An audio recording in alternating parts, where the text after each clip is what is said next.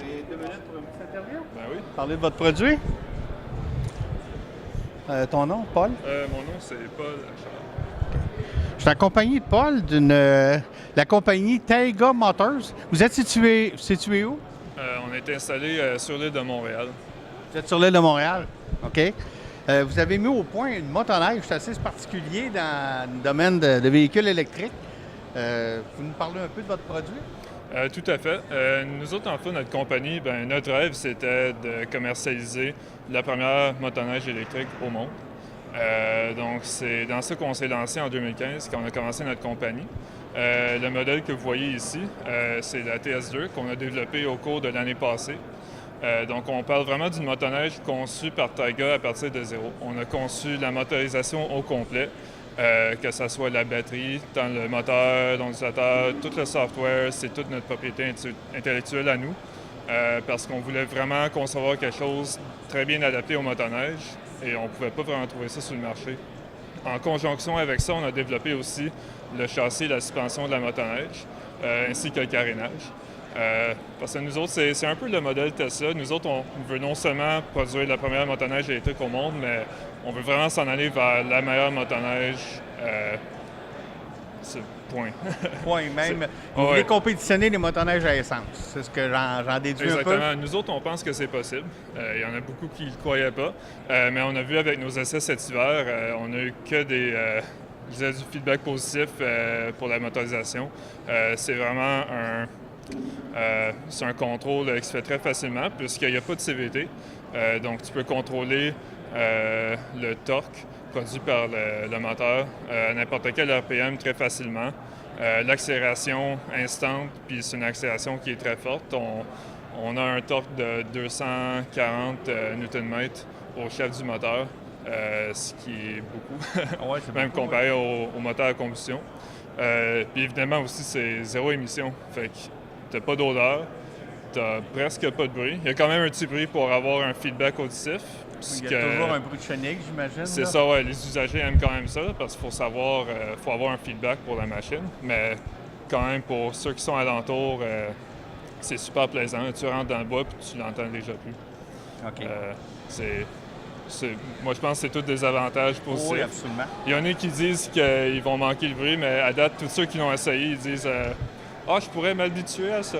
J'en doute pas. Ils retournent avec un gros sourire. On parle d'un poids de combien? Parce qu'on sait qu'en motoneige, le poids...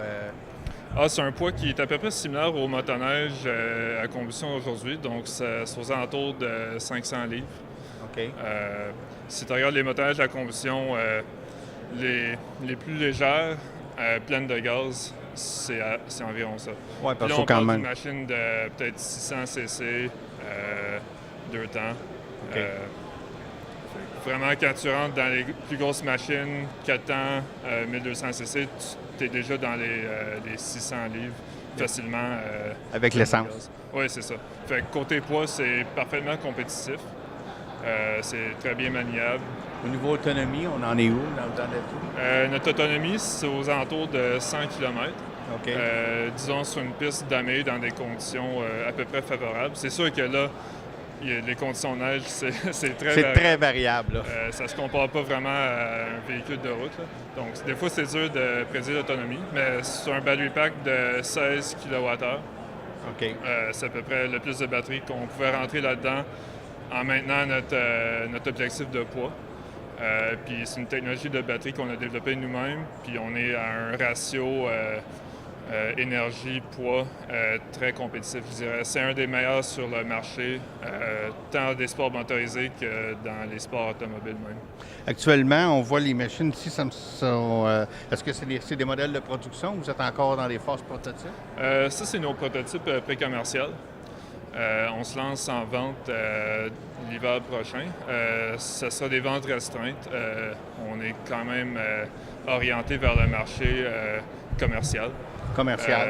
Pour eux, c'est une application qui, pour nous, c'est très facile de venir atteindre leurs attentes, là, côté autonomie. Mais eux autres, ils ont aussi besoin de la performance. Puis à date, on a fait beaucoup de travail avec les montagnes de ski. On est allé dans l'ouest même en visiter quelques-unes. Au Québec aussi, tout le monde est très enthousiaste. Oui, dans les montagnes de ski, c'est une belle application. On parle Ouais, de silence pour les usagers. Sans parler que les montagnes de ski ils essaient toutes de faire un virage vert. Pour eux, c'est très important. Ils ont toutes des politiques de transformer leur flotte.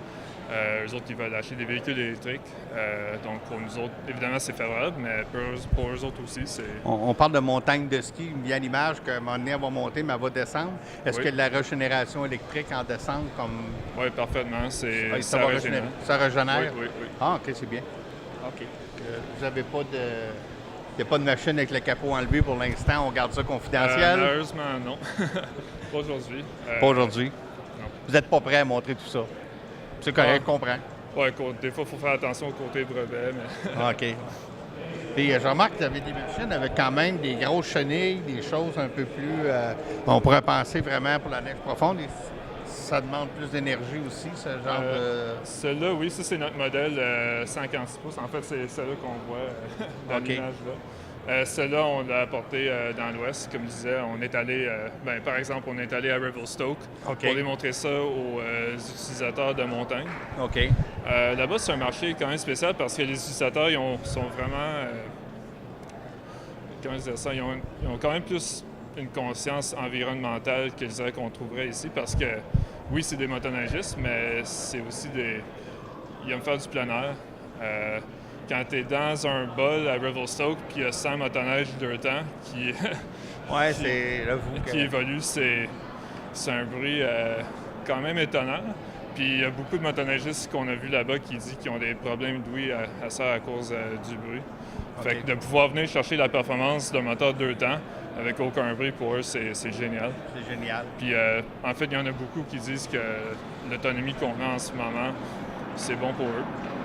Mais ce qui est aussi remarquable, je pense, pour les téléspectateurs, c'est de voir aussi que vous n'avez pas électrifié de motoneige, vous avez fabriqué de motoneige, les suspensions et tout. C'est quand même... C'est important pour nous parce qu'on voulait vraiment promouvoir les avantages de la propulsion électrique.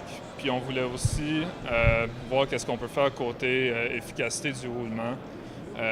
On ne voulait pas rentrer dans ce projet-là avec des idées préconçues de comment est-ce qu'on devrait faire une motoneige.